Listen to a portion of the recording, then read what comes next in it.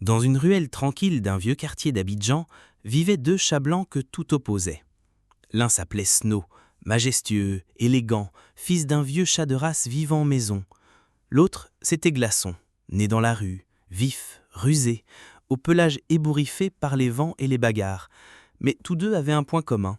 Ils étaient tombés fous amoureux de la même chatte noire, une beauté sauvage nommée Nocta. Elle apparaissait chaque soir sur les toits, silhouette gracile sous la lune, yeux l'air perçants comme des lames.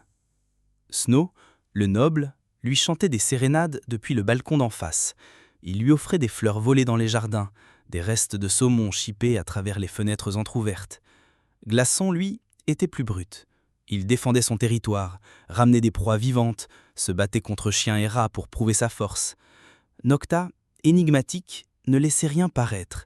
Elle aimait les deux, d'une manière différente. Le raffinement de Snow lui apportait du rêve, le courage de Glaçon lui offrait la sécurité. Mais bientôt, les deux mâles commencèrent à se haïr. Les nuits devinrent des scènes de guerre, griffes, feulements, sang sur les pavés. Les autres chats du quartier fuyaient leurs affrontements. Un soir, sous la pluie, Snow et Glaçon se livrèrent leur ultime combat sur les hauteurs d'un immeuble abandonné. Nocta les regardait, figé.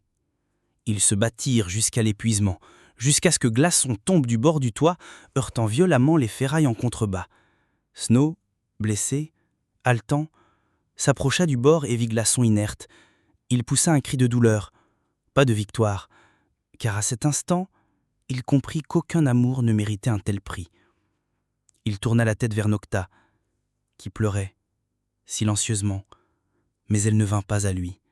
Elle descendit, lentement, rejoindre le corps de Glaçon, se coucha contre lui et ne bougea plus. Le lendemain, les habitants du quartier retrouvèrent deux chats blancs, l'un sur le toit, seul, l'autre au sol, entouré de noir. Depuis ce jour, Snow ne chanta plus. Il restait chaque soir immobile sur ce toit, regardant l'horizon, attendant un miracle qui ne viendrait plus.